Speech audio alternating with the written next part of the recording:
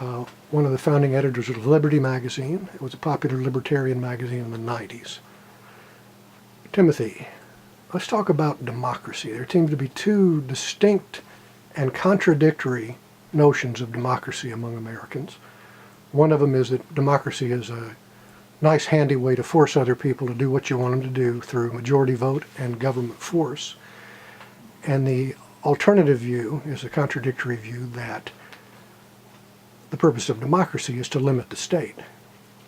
Now, those two impulses go back to the very founding of the country, right? Oh, well, they're really there also in Athenian democracy, which was one of the only Greek sea states that practiced something like democracy. Most others were run by oligarchical methods or something different. Well, do you think there's a legitimate reason for us to have a system that revolves around forcing one another to do what we want each other to do through majority vote? Well, is there anything even ethical about that conception of democracy? Well, that's sort of a different question, because all political systems require a degree of fantasy and so forth to justify. Justifying is an interesting problem. It's a separate problem. But ruling yourself, if you have rights and the government is limited, you get to rule yourself in your own domain quite a bit. And that's what some people consider freedom. In the ancient world, the idea of liberty was often being a free person in a society in which you had a say in the government. The Athenian democracy had rules that I mean, Socrates was killed for having the wrong opinions, allegedly, on the subject of the deities. So you weren't completely free in those situations. Do you think we need a society where we're constantly forcing each other to behave? Well, the real question, I think, no. I mean, it's. I mean, behave the way we want them to. Yeah, I don't mean not kill one another. Well, see, that's another thing. Is that. I mean, say the right words and pay for the right things and participate in the right huge social schemes. Right. That sort of force. Well, that's sort of the open question of political philosophy. It's hard to justify coercing others to do what you want. However, we do seem to need, and I think we all pretty much all agree, to refrain from certain activities. And if we all don't refrain from those activities, if some people plunder and other people don't, that leads to an unequal situation and it leads to a lot of problems. So obviously, if some people are plundering, the people who are not plundering get to retaliate and try to maintain a basic nice balance among all the people. And that is about restraint. Well, I would assume this is the rationale they use for, say, huge social programs they want to force everybody to participate in, is that they are responding to previous examples of perhaps coercion or interference. Everybody wants to define their violence as a response to violence. Well, of course, we always do, and that's just universal. Why would that not be the case? But those things can be interrogated, and you can find out. You can discover whether there's any plausibility to an argument like that, and that is possible to do. I think that the argument for, say, for instance, Obamacare, or any forced or socialized healthcare system, is that they've already been assaulted by the big healthcare corporations and the stingy doctors and all that, and this is their defensive. They're not trying to force us to participate in their program. They're trying to defend us against the predations of these institutions. Well, that would be more believable if the mandate weren't there. But that's a frank coercion, and there's been nothing like that in American history before. So making somebody buy a policy, an insurance policy, that's completely different.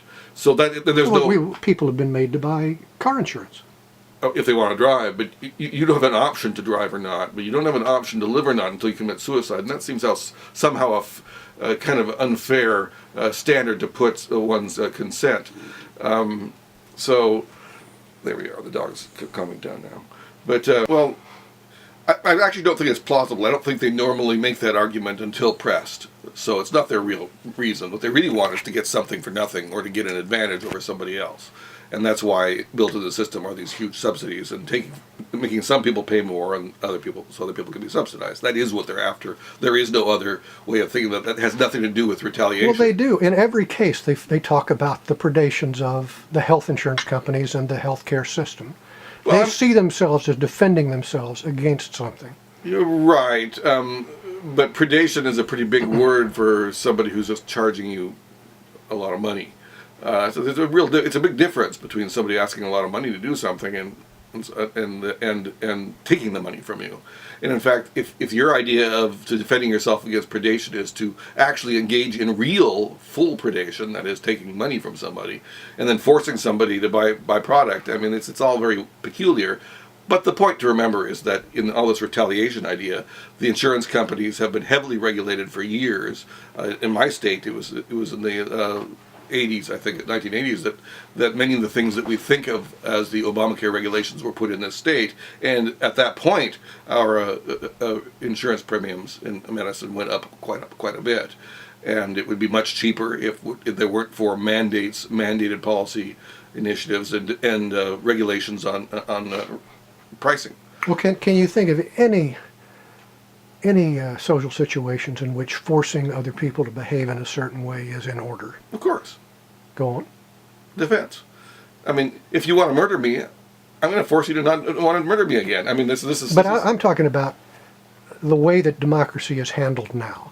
The idea that we're all constantly voting on the right to force each other to behave in a certain way, or to do certain things, or to contribute to certain, huge social schemes. Can you think of any situation in which that would be justified? Well, I mean, the classic justification for this is not a moral justification. It is a practical one. If we didn't do this, we wouldn't survive, or we would. But coerced. I understand cooperation, but coerced involvement is a different concept. Yeah. Well, here's the point. I mean, the classic case for conscription in time of war.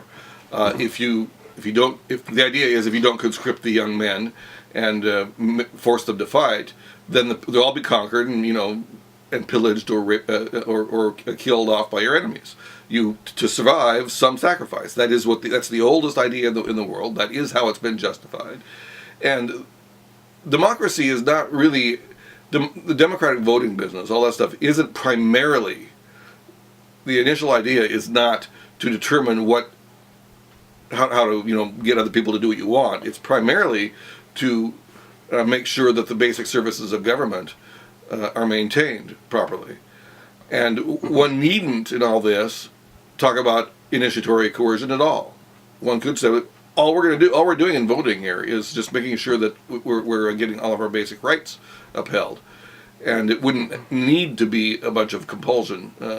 Whole networks, vast schemes of compulsion and redistribution of wealth. Wouldn't need to be that. It is because as soon as you forget that government is limited and you put up the power and the policies to some sort of majority vote or a plurality voting in many cases, as soon as that's the case, then you've pretty much unleashed the whirlwind. And at some point there's so much predation going on through the state, rather than the state defending basic rights, then you get to this issue where everybody's trying to live at the expense of everyone else. That was the basic problem, and in fact, that was that idea, the idea of living at the expense of everyone else. These schemes of redistribution and advantage was something that many of the founding fathers of America, the United States of America, were trying to avoid, which is why they had limited government and limited amount of voting. Did de Tocqueville write about this? Well, yeah, he wrote about everything, but his idea of democracy was not really... Because that was the name of his book. Right? Well, Democracy in America, but he was thinking of democracy in America as largely the degree of self-government everybody had and the lack of caste and class barriers. By self-government, what do you mean? Self-government of the individuals, the people, of the families. Self-ownership, Yeah, but it basically meant for normal personal freedom. And what astounded him kind of really was this idea that the equality he was talking about, equality was one of his main subjects. Equality was not that I have the same amount of money as that person has, or I'm given the same opportunities that person has. There are no barriers. What he really meant is barrier-free social movement.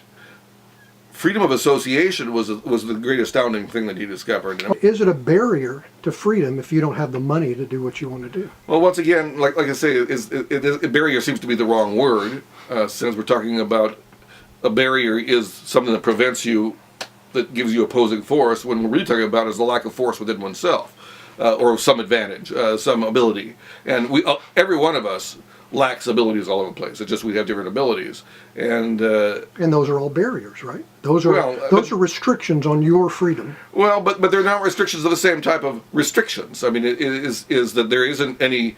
The fact that right now, no one is preventing you and me right now from reaching the world is a freedom. There's no barrier to it, but we can't do it because people are clicking. It just doesn't happen because we haven't caught on. But we have no barrier. But we don't have the wherewith because we can't force people to listen to us. So this lack... if we got enough votes, if we put it up to an election that everybody has to watch, the Jim and Timothy podcast, we could take care of this problem and our freedom would be secured. Yeah, see, it's just a misuse of freedom. Isaiah Berlin, in his Two Concepts of Liberty, discussed the positive and negative types of freedom that people talk about.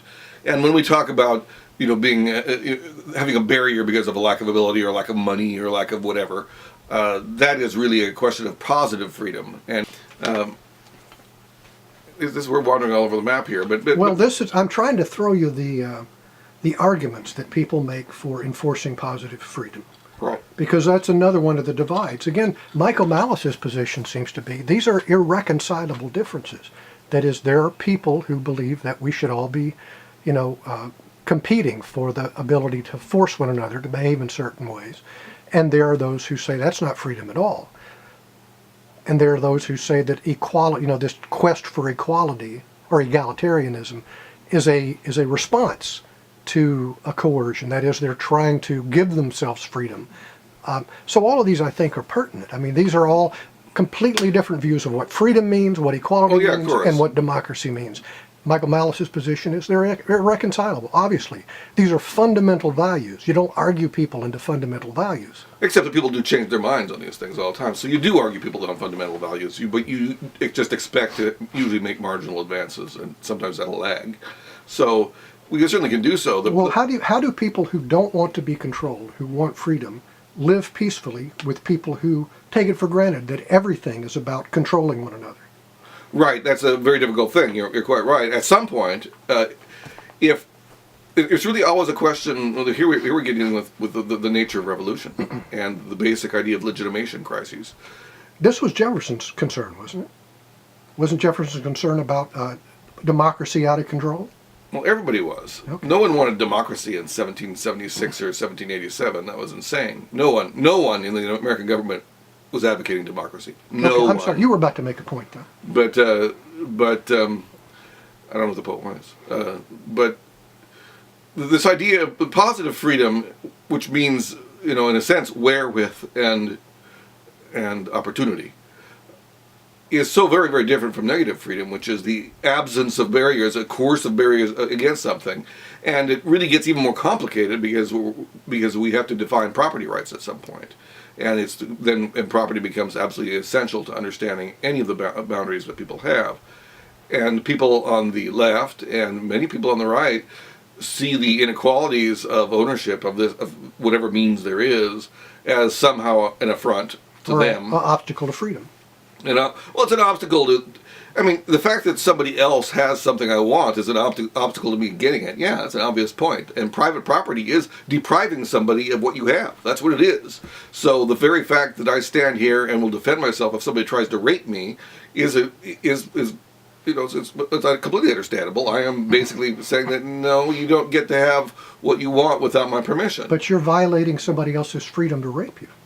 Exactly. That's freedom too. Is unlimited. You can imagine anything as freedom. So they use this. The control fetishists use this as an explanation of why everything has to be about force, because their impression is that all freedom is a sort of an aggression. Therefore, everything should be. We should all be. That's really true. That's another way they see freedom is different. They see everybody's freedom as a form of aggression, which is why everything that's done by in the public sphere must be force. Yeah, well, I mean, see, they often go back to this idea of you started it. I mean, everybody goes back to the you started it, but they have no conception of the difference between defense and defensive force on one hand and offensive force on the other. They really have almost no conception, because they see anyone's defense of themselves. What they see is they see somebody defending their own property as a defense of me have taken that property. Yeah, that's an obvious point. The problem is that if there were no defense of that property, then there would be a free-for-all. There would be a lot of violence, and the resources would deplete it down to nothing, and you'd never get anywhere, and you'd all die off. But what if we all just learned to share? Well, you see, that's just this shows the very idea that anyone would suggest that idea shows that they're back in about age 4 or 5, and that their moral development has been stunted down to the level of a kindergartner, because that just doesn't work. We've known for a long time. It works in families, but they don't share equally, and it depends on all sorts of things that are not in. I mean, it's a very unequal thing. The father and the mother control the children as much as they can. They're the commissars. And then there's the other kind of child. There's two different types of children, right? There's the kind who wants to be free, and there's the kind who wants to get exactly what's coming to them. And which they mean is that they're often resentful of whatever sibling got more of something, or he gets to stay up late, why can't I? That is basically the attitude of leftism.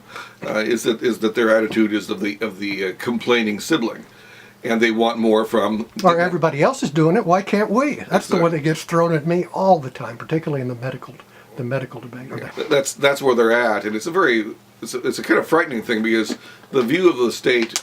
See, their view of the state is as parents, as maternal and paternal figures. My view of the state is as somebody you hire for a very few jobs.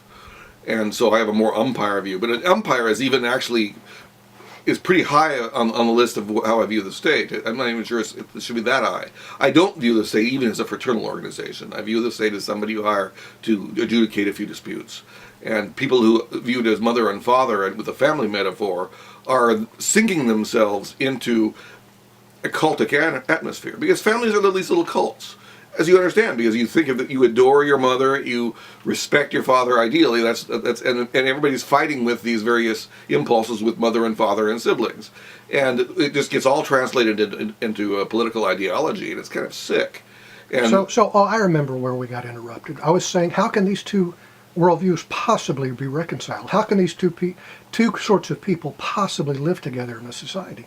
Well, they can, with one conquering the other, or one defending themselves so that they can't get what they want. Because you can't have. I mean, it's the basic idea of just think of no state. Man in the state of nature, which is tribal society, strangers meeting each other in the forest, whatever you talk about, is that if I want to kill and rob you, and you want to kill and rob me, what's the rational solution to that? Well, there is no rational solution on the values, because we have inimical agendas. But we could actually say, oh, you're not going to kill and rob me, and I'm not going to kill and rob you, and then we can trade, then we can cooperate in some way. Or we just go our separate ways. That is the civilized option. The second one is the civilized. And that's the libertarian That's argument. that's the whole individualist option, is to take a step back from your values, disputes, and compromise, and make an ideal compromise. The ideal compromise is we're not going to do that to each other. And basically, most people live their lives most of the time based on that idea. At least in adult society, outside the family, is they live by not killing each other and not robbing each other, and instead cooperating when they want to. But this is the essential argument. I mean, this is the one. There's a huge portion of America that takes one position on that, on the very foundation of what society means. And there's a huge portion of our country that takes the other. Though I don't think that it's quite so dramatic, because I think most people agree that that's what we should do as individuals, is that we should all get along, right, and not kill each other, not rob each other. Almost everybody agrees that. Unless it's for your favorite social program, and which is perfectly fine to steal from other people. Well, yeah, but it's not just social program. It's through the state. It's through this idea of political governance. This idea of the state takes over their mind, and they think of it as something different than a bunch of people getting what they want, or not getting what they want. They think of it as a deified, let's just say something, a word I can use and pronounce, a deified corporation. And it's this big thing. I mean, they're so passionate about this particular corporation while throwing fits over all of these smaller corporations. Yeah. Well, because of course they only really see one corporation as legitimate as the one where everybody is somehow involved, and they have the ancient idea of liberty in the old Greek city-states, which was the idea that of voice having some voice in your community. Well, didn't that famously collapse in the ancient Greece? Well, everything famously collapses, so we shouldn't make too much of that. And We all die. I mean, what's the freaking point? That's it. That's the point. And society every society is going to die at some point, and the human race is going to die off at some point. We'll have to just live with that, as they say. But the point here is that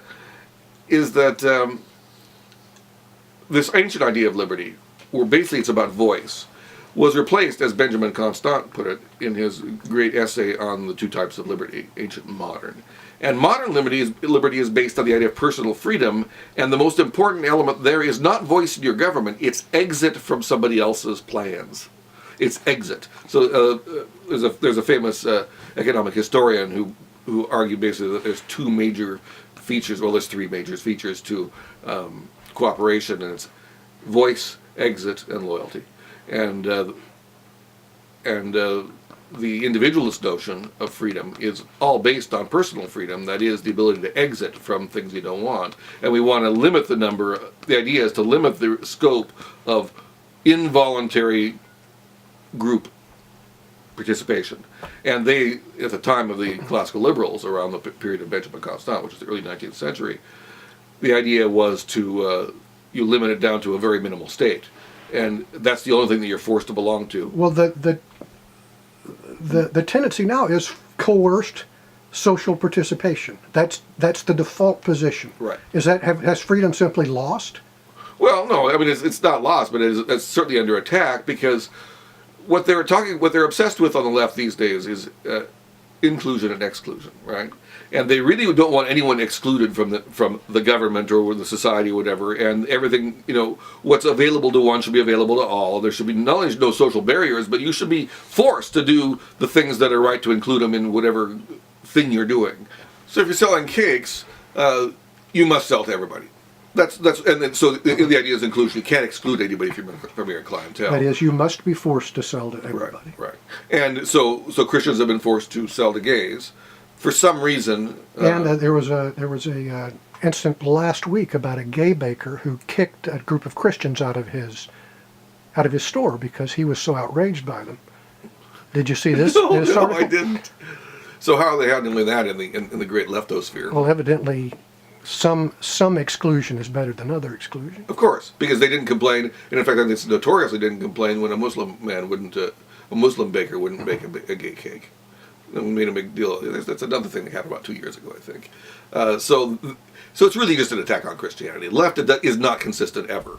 Really, white men you can attack white men and you can attack Christians, but the Muslims get off scot-free from the left, and if you commit crimes as a person of color, or especially a lesbian person of color. But the question of inclusion and exclusion is actually the most interesting question in social theory. And human beings naturally form in groups, and the people who don't belong get a different set of standards and are treated differently than people in the in-group. That is natural. Tribes do this. And what's interesting is that the classical liberal individualists had an answer to the problem of inclusion and exclusion. And their answer is not the modern socialist leftist version. That's a very different one. There they want to have forced inclusion and to break down the tribal elements. The problem with forced inclusion is that they have enemies and they treat them as exclusion, with extreme prejudice. So it's all about exclusion. So you can't get around inclusion, exclusion problems. There'll never be rid of them. What the individualist answer was, classical liberals and now refined by libertarians, is that you regulate how you basically regulate your double standards by regulating the use of force and limiting it to defensive and retaliatory uses. And that gives people personal freedom, and then we hold everybody up and down the institutional line, no matter what you belong to. You don't get to force people to belong to this group or that. And certainly that applies to adults. What you do with children is always a little bit of another little bit of a hitch in theory. It gets very complicated. But in any case, the classical liberal idea was to regulate how you get to exclude somebody from basic ideas of justice. And if you want to take somebody's liberty away, take away their personal, if you want to coerce them, you have to prove in court. You have to have a bunch of public standards, and you have to go through public procedures to show that you have a good reason to do so. Otherwise, you don't get to treat somebody. You don't think a vote is a public procedure? Well, I mean, let's not get that's taking it to a pretty. Well, this goes to the core of what they believe. They believe the public procedure is voting. Yeah, and that makes them insane, because the most basic freedoms that you have are, right to your personal freedom. Your basic one is your right to speak, the right to have property and use it to basically speak and make a press, to freely associate or not. So this is the thing, is that in individualism, you get to exclude other people, but you just don't get to exclude them with prejudice. You only get to exclude them by not dealing with them. You don't get to hurt them. You don't get to attack them. You don't get to take their money. You don't get to force them into your club. And so the idea is that people can deal with whom they want. And the jury trials in America was a huge, in England and America, was a huge right of the people, because that protected the basic freedoms. You were only treated as a criminal, that is, with coercion and bullied around, and excluded from the area, and shunned or whatever, or put in prison. But it's usually before 1700, maybe even before 1800, most punishments in Britain, for instance, were sending somebody away from society, sort of making them outlaws, outlawing them, or killing them. There wasn't a lot of putting people in prisons and things. They didn't do a lot of that. It was pretty extreme. You were either excluded from society completely and branded as an outlaw, or else you were killed, executed. That was a sort of a common thing. And that's my understanding anyway of early justice, because they were really concerned about their basic freedoms, and but they could only do this kind of things after a jury trial. And the jury trial was actually much more interesting in its origins than it developed in the modern statist versions. But in any case, this idea of excluding people nicely, that is, through free association and only by coercion, according to public procedures. You mean to make somebody do something through force or the threat of force? Right. And this usually was allowed in response to them abridging the rules of justice, of not treating me as a free person by stealing or trespassing or whatever. And so that's why you have criminal things. And in early America, let's say in the Jacksonian America that de Tocqueville wrote about and observed firsthand, most things were done in society by voluntary groups. They had lots and lots of voluntary associations, and it astounded Tocqueville how many there were to do so many things. You wanted a park, you wanted a school, you just took up a collection, you organized workers, and you got it done. Nowadays, of course, people want to do it through the government because they think that's just such a more efficient way. Well, it's an easy way to force people to pay for it, but it isn't an efficient way to actually put resources to their most valued uses. It's actually a very inefficient way of doing that, because it obscures the real demand for goods, for something that wants to be done. So when it's done voluntarily, people actually have good checks and balances and do things with economy. In government, because you have sort of a guaranteed revenue once you've enacted the law, then you get, well, generally almost everything costs twice as much when a government does it. This is sort of a rule of thumb we've had for a long time, is that generally governments do things at twice the price that would do in private enterprise. Well, no, they're supposed to make everything more efficient, yeah, well, so we can do things like save money on health care and so forth. That's the idea, but these people are never looking at the reality. They don't really look at reality and compare institutions very much. It is just simply the case the government does not do things very cheaply. And well, we just need to get better. Other countries do it. Why can't we? Well, they often don't do it very well. Well, Denmark does it pretty well. Well, I don't know much about Denmark. Well, as I understand it, even libertarians admit that Denmark has an extremely efficient public sector. Yeah. One of the reasons, of course, Denmark does so is that until very recently they've been a uniform cultural institution, and it's very easy to get people in your tribe to cooperate. It's harder to get people in other tribes to cooperate. And in So if we America, could just all be the same. then so, we I mean, could if you killed off nearly everybody but one race and one culture in America, you could have your socialized medicine, and it probably would work halfway decently. But since we have lots and lots of competing groups of people with very, very different agendas, it will not well work. You know, it doesn't work all that well in Canada. It doesn't work very well in Great Britain. but if I hear people telling me all the time that it works great in Canada, that if they get a cold, they can go straight to the doctor and get it taken care of for free. It's usually very, very good for young people because young people don't have any big problems. And they will do some things very quickly, like, you know, fix your broken leg. And so it's great for that. You don't have to pay for it because everybody's already paid for it through taxes and so forth. But if you have cancer, especially if you're an old person with cancer, you can be on waiting lists. I mean, I've heard of waiting periods of up to 2 years to get basic procedures done. Even it takes months to get an MRI in Canada. In America, you just get it done right away. So That's because the stingy conservatives in each country don't give the health services enough money. well, But if it's- only they would, then everything would be fine. Yeah, that's the kind of thing that a person who doesn't understand things very well would say. That is something. It's not conservatives. I mean, of course, stingy. You could just say a conservative is a person who's stingy, and that would be a definition. But there's only a certain amount of wealth in society. It's those austerity people that make everything bad. The Right. ones who think we. But should- you know, if you put in all the money you wanted into healthcare, you wouldn't have that money and wealth to invest in iPhones or food. Even I mean, there are trade-offs in life, and the more you sink into one system, the less there is for something else. So there are definitely Well, shouldn't healthcare be more important than iPhones and trinkets? well, if that is if that's what your values say so. But I'm not. Why should I force you to spend more on healthcare than you want to spend on trinkets? It's not my business what you do. It's for your own good.